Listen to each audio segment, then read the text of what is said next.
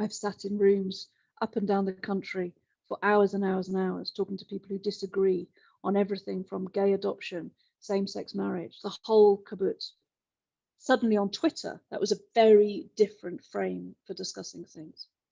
And I share that not through a kind of indulgent self-reflection, but I think what was happening there was a microcosm of what was happening on a huge number of other issues across the globe, manifested and epitomized, of course, by Trump.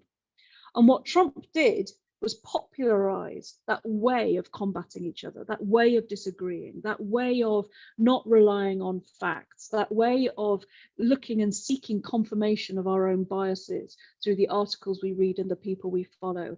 It narrowed our perspective.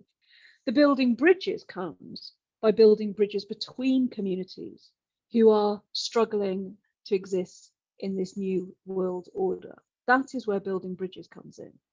And there is a really interesting research, and I wish I could cite it now, and I'm sorry I don't have it to hand, but it demonstrates that 25% of people need to be committed to a change in order to achieve a tipping point in change of culture, change of ways of working, change of doing things. My work with organizations and very complex government departments is about trying to get enough people to start looking beyond themselves to their neighbours so we can get to that 25% tipping point.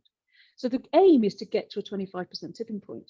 And what we have to understand is that means that we have to take less of an individual assimilationist approach to our own rights. It is not enough for me to say, I want more rights for me.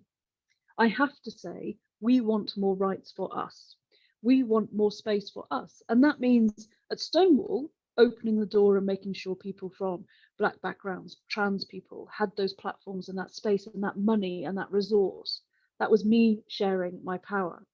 And really what this building bridges and its cultural wars comes down to is about recognizing our own power and our own agency and making a decision how to use that power.